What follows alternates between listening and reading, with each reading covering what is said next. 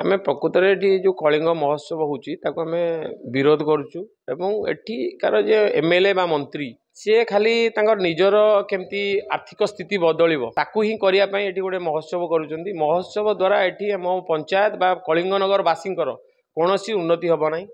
एठी खाली एठिकार जते प्लांट अछि प्लांट तो माने 40 रु 50 टा प्लांट अछि समस्तन कतरु गोटे मोटा अंकर चांदा आदाय करी एठी लंगला नाच एवं एठी युव समाज को खाली मद मांसरे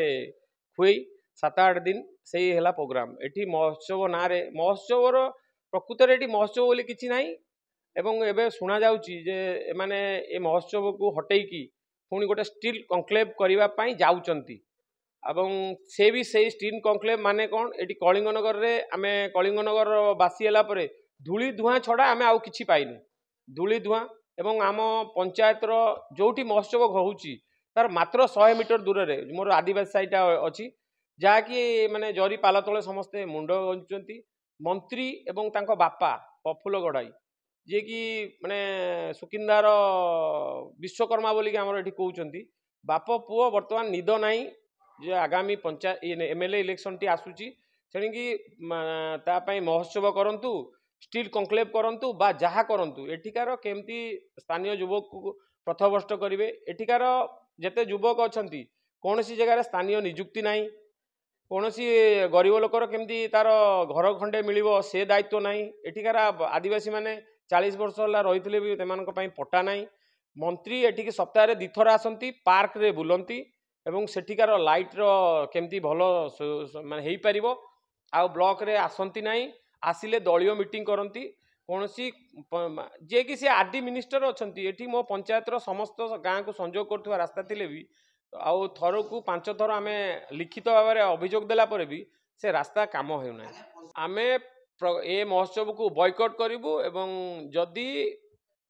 समस्त प्लांट आउ मंत्री निजे बसिकी बैठक करके सीएसआर फंड रु आमर एठी जेते लोक अच्छा समस्त को घर तांकर पीवा पानी सबू व्यवस्था न करती ताले आगामी दिन में आम आंदोलन को ओल्लैबू। महोत्सव जो लक्ष्य होता सारा सुकिंदार आरंभ होता जे महोत्सव से तार लक्ष्य दूरे जाइए महोत्सव होता ये जो लोक मैंने प्लांट रे 8 घंटा खटिक आसारा खटुंट से मैंने किसी फंक्शन ना कि कम ना से मैंने वर्ष 2-3 थर मनोरंजन करेंगे देखिए बोली कि आज महोत्सव एमती रास्ता को पलैला जे महोत्सव में मुझे फेरकुंड जिला सेक्रेटरी थी आम चिठी करूँ सब प्लांट 5 लाख 10 लाख 20 लाख एमती जहाँ पारे दिखती सेठिकार जी एमएलए प्रीति रंजन घड़ई से भी एमएलए थे सुकिंदारे सी किसी हिसाब दिखती आमको भी हिसाब दिखती सब निज लोक जी जी सुकिंदा भितर नुहे बाहर लोक ताक एकाउंट मैंने पैसा बटाती किए कंपानी मैंने जो 10 कोटी 8 कोटी टंका महोत्सव मैंने महोत्सव ना कलेक्शन हुए से मात्र 50 लाख रु कोटी भितर खर्च करती बाकी 10 कोटी टंका भुवनेश्वर पड़े एठिकार जे एमएलए लक्ष्य जे गोटे फंक्शन कने आम कंपानी मानक चिठी दे पारिबा एवं कंपानी मान पैसा आनी परिबा यदि फंक्शन न करिबा आमर दाबी रोची जदि कंपानी ठारू महोत्सव ना 20 कोटी टंका आणुचंती कोटी टंका फंक्शन करचंती महोत्सव करचंती बाकी 9 कोटी टंका महोत्सव चारिकर जो लोक मैंने अच्छा विशेष कर तेलीबाड़ी गाँ जो गाँव में आदिम लोक होती देउरी संप्रदायर एवं आदिवासी भाई मैंने अच्छा गरीब भाई मैंने से आउ जो 9 कोटी रहा से उपकार 2-4 कोटी आसू से जो अवस्था अच्छा चाल घर से चलवा भारी अवस्था खराब है प्लांट किसी कम भी दिया होना महोत्सव पैसा से न लगी एमएलए सीधा भुवनेश्वर को बटे दूसरी महोत्सव जो 10 कोटी आउची कोटे मनोरंजन होउची महोत्सव हो ठीक अच्छी आउ 9 कोटी महोत्सव चारिकर गरीब लोक खाइबा पाऊना से नाच कने नाचर मूल्य कौन नाच कर जगार तो लोक खाइबा पाऊना तेणु कारखाना जो पैसा दौरान महोत्सव दयाकोरी से मंगलपुर पंचायतर विशेषकर तेलीबाड़ी गाँव जो गाँव महोत्सव होगा गरीब लोक उपकार कर महोत्सव विरोध करने कारण गत वर्ष जो होता 23 मसीह जो कलिंग महोत्सव होता से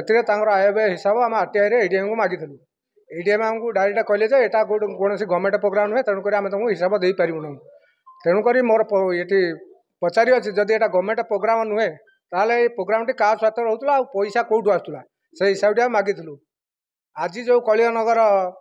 महोत्सव होगा जाऊँगी तार हिसाब आमको ता पूर्व नदेले आम यहाँ घोर विरोध करूँ।